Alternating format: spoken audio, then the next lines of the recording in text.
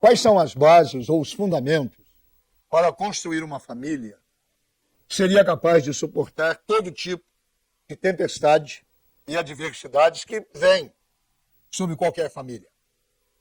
O próprio Senhor Jesus, quando termina o Sermão da Montanha, ele o conclui dizendo que quem ouve a palavra e pratica é semelhante a alguém que construiu a sua casa sobre a rocha.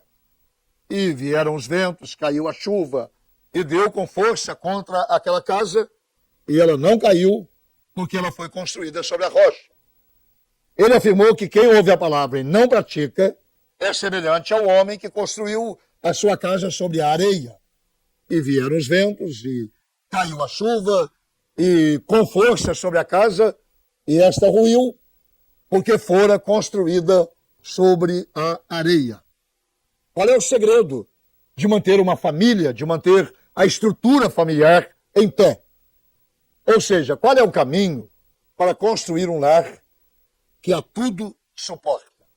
Paulo, quando escreve a carta aos Efésios, ele faz uma analogia entre Cristo e a igreja, entre o marido e a mulher.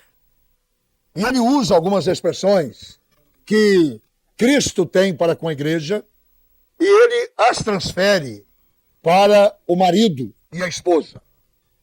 Eu tomo essas frases de Paulo, esta analogia de Paulo para com a igreja, como os fundamentos que sustentam uma família nos dias em que nós estamos vivendo.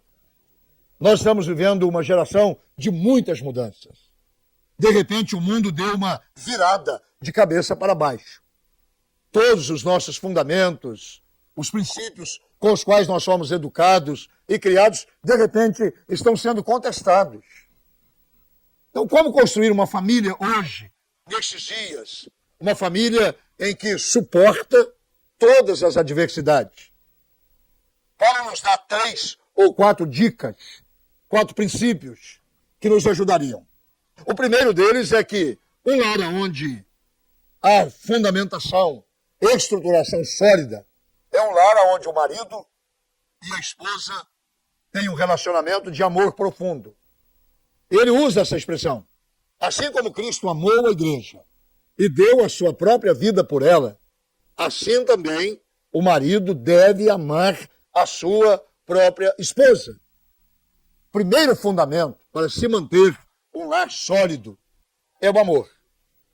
Eu tenho dito em centenas de casamentos que eu tenho celebrado através de quase 40 anos de ministério, que um casamento é capaz de suportar a falta de qualquer coisa.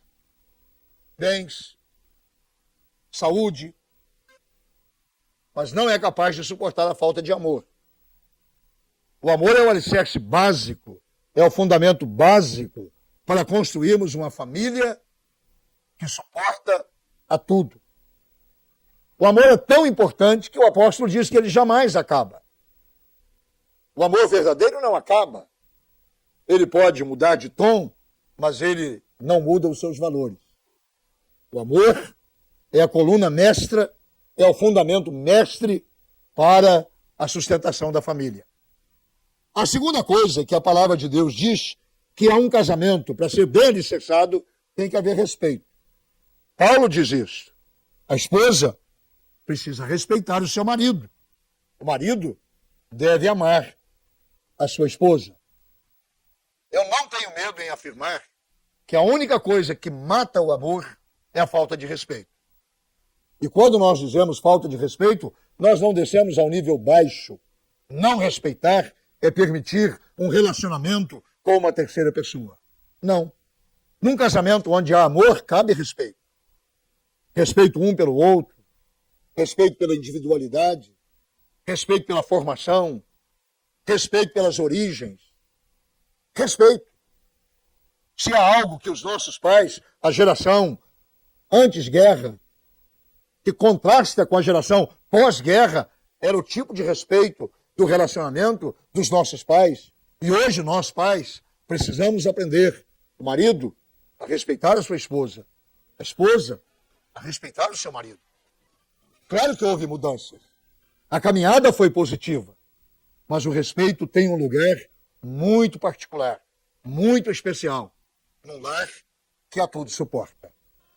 Há uma terceira expressão de Paulo nessa analogia entre Cristo e igreja, entre marido e mulher, que eu gosto muito. É quando Paulo diz que assim como Cristo alimenta a igreja e cuida da igreja, assim também o marido e a esposa devem cuidar um do outro. Cuidado poderia ser proteção, zelo.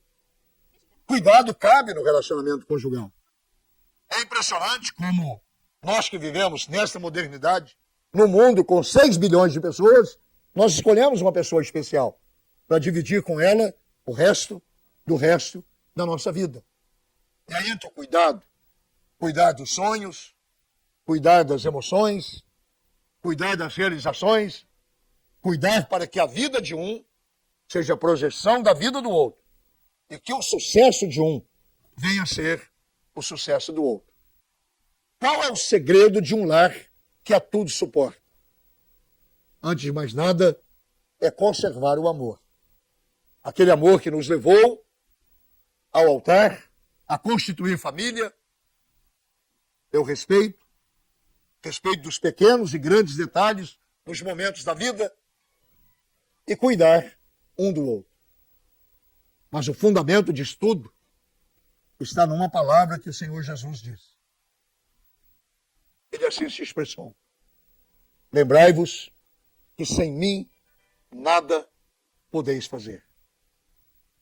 Por mais que numa família haja amor, haja cuidado e haja respeito, Cristo dentro da família, Cristo no lar, Cristo em casa é o segredo de um casamento, de uma família que a tudo suporta. Nestes dias da nossa convivência, quando as famílias estão se destruindo, seria bom nós convidarmos Jesus para entrar para dentro da nossa casa e ser o nosso conselheiro, o nosso amigo, o hóspede permanente. Ele vai nos ajudar a construir um lar que suporta qualquer tipo de tempestade. Hoje de manhã o meu desejo é que haja uma mudança radical na sua família, uma mudança total na sua casa, uma mudança tão grande que os seus filhos possam a chamar a sua casa de um pedacinho do céu. E onde Jesus está, isto pode acontecer. Que Deus lhe abençoe nesta manhã. Que o seu lar seja um lar abençoado. Que o seu casamento seja um casamento bem fundamentado na rocha eterna, que é o Senhor Jesus Cristo. Que Deus te abençoe abundantemente. É a minha oração a seu favor, em nome de Jesus. Amém.